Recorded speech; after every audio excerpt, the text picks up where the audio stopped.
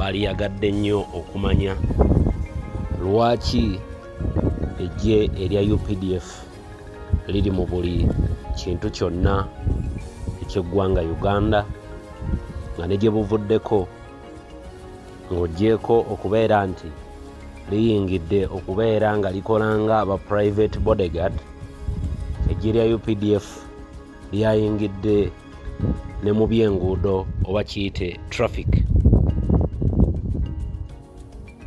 Mu budde bwe ntutte mwe mubadde okubeera nga neeyongera okwekkaanya n'okutunuulira ebimu ku bigambo oba oliawo ebyayogerwa Mwami Yoweri Kaguta Tibuhaburwa gye buvuddeko. Ebigambo ebyo nembiwulira era nembiwa obudde.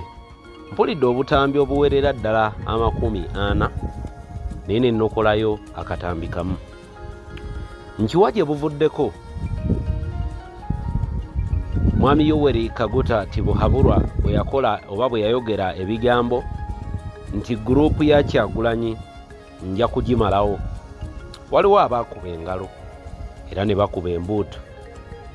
Kyannaku nnyo nti abamu ku baakuba embuutu oba abaakuba engalo wenjogerera baafa oba baagenda dda emigongo gigitambulira ng'obwato ye Magombe. Abamu ku abo mwalimu Jacob Lokori Olanya era nga Akatambi nkalabyeko n'aganga 2 y'omu ku baakuba engalo olunaku Mwami Yoweri Kaguta Tibuhaburwa lwe yagamba nti gurupu ya Kyagulanyi ajja kugimalawo. Mbadde nkyali awo ne nkijjukira nti banywanyi bange bangi babadde beemulugunya nga bagamba naye eggye lya UPDF nga lifumbagatidde buli wamu, buli wootambulira waliwo magye bambi. Ne nkijjukira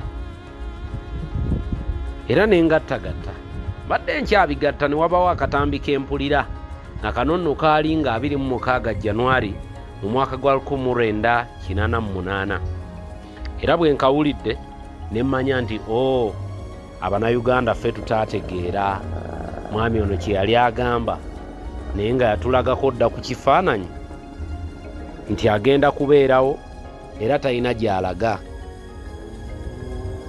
Wano mbadde nkyalabaako ne ŋŋamba binaggwa bitya. Akatambi ako ŋŋenda kakuwa naawe okeewulirireko oba oliawo munjulire. Ne ngattagatta olukalala lw'abantu ababadde nga bakubira Mwami Yoweri Kaguta Tibuhaburwa engalo. Buli lwabadde nga ayogedde ebigambo ebiruma abo abamuvuganya oba abalwana okumujja mu ntebe. Bwe ngattiridde ne ndaba ebintu eby'enjawulo gye nfundikiridde nga ntegedde nti Mwami Yoweri Kaguta Tibuhaburwa taliiko munne, talina muganda we, talina muntu yenna gw'ayagala bw'abeera ng'omuntu oyo atuuka time n'ayagala okutunuulira entebe. Tunuulidde olukalala lw'abantu abaakafa myaka emitono. Actually nga tutunuulidde na 1988 gye yabyogerera nga 26 Januari olwaleero we tuli mu myaka 2 kuva 2021 kufiiriddwa abantu bangi naye ng'abamu ku batunuuliddwa njagala kutunuulira Paul Lokech eyali yeeyita Lion of Mogadishu. Yalwana entalo. Paul Lokech olw'okubeera ng'ayina tebo gye yali anyeenya yafundikira olwaleero ali Magombe. Eri tumwine ayina ebigambo bye yayogerawo nga tannaba kuttibwa kubanga n'enfaaye nayo y'amatankane na guno gwaka. Nga tuvudde ku eri tumwine y'omu ku abo abaali bakuba engalo. Nja kubeera nga njolekerako ku bantu abalala ab'enjawulo ababadde nga bafa mu ngeri etategeerekeka. Abiriga naye y'omu ku abo era oyo ye yali ayambala nnyo yero. Naye bwe ndabye akatambi kali ke nkugambye ne nkijjukira nti kumba omwami ono yali agamba kino. Kakati akatambi ako kamalo kakuwa naawe onjulire ebigambo yabyogera nga 26 Januari omwaka 1988 ekikulaga nti yali aina kyayagala kibeerewo lubeerera. And I hope everybody would now settle down and forget about alternative arrangements for Uganda. There will be no alternative arrangements for Uganda for a long time to come.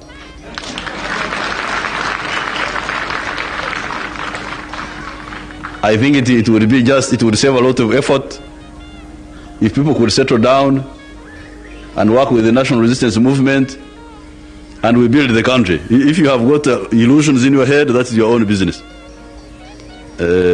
This revolution is irreversible. You cannot reverse it.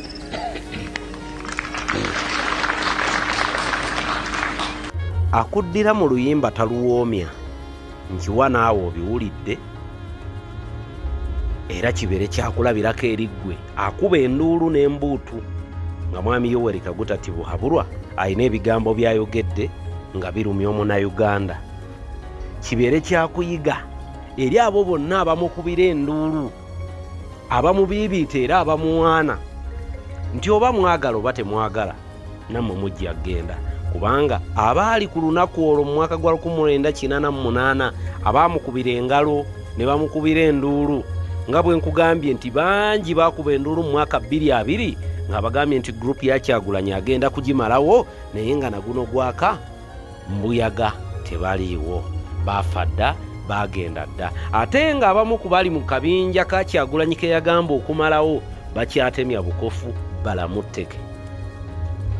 Wano ngendo okugambira abo bonna abawagira gavumenti eno eriko nti akadde kammwe ak'okuliwa empeera gye mubadde nga mukolerera okumala ebbanga lyonna emabega kalabika ke kano. Bino byonna bye mulaba kukukuta kuva Russia kugenda wa yonna ebyo byonna kumala budde ng'alaawo embwa kuba togenda jirya nnyama. Kati ndabula era mbuulira abo bonna ababadde bajaganya nga baganda baffe ne bannyinaffe battibwa, ababadde bajaganya nga baganda baffe ne bannyinaffe batwalibwa mu makomera, ababadde bajaganya nga tukaabira emirambo gy'abaana baffe egitalabwangako okuva lwe bawambiddwa, nti tayimu yammwe erabika yeeno era nga nammwe you're going to pay for whatever you've been doing. You're going to pay. Ate mugenda kuliwa mu ttani nti buli lunaku lwe wanyenye engalo booti n'omukubira ogenda kululiwa, ogenda kuluyiririra, ogenda kubeera ng'owaayo empeera n'omutango ogw'ekyo kyewakubira engalo, kubanga obutambi bungi nnyo. Mbulabye n'engattagatta gye nfundikidde nga ndrawing a conclusion nga mu butuufu nkitegedde lwaki abantu bangi nnyo abakolagana ne mwami Yoweri Kaguta Tibuhaburwa bwe bavaayo okumukuba omugongo bafundikira bafudde. Kati gwe akyaliyo olwaleero njagala weetunulemu era weekube mu ttooki. The earlier the better. Odde ku ludda lw'abantu mukadde kali lwe tuyita olunaku olwa kiyama oleme kubeera omu ku abo abantu be bagenda okunenya, oleme kubeera omu ku abo abantu be bagenda okugamba oyo gundi yakolanga ne mwami Yoweri Kaguta Tibuhaburwa ne batyobola eddembe ly'obuntu nga bwe guli olwaleero nti oyo gundi yakolanga ne gundi yene embeera eriwo. Abankuumire atakuumira mpeera. Tudingane mu vidiyo eddako mubeere bulungi, mweraba.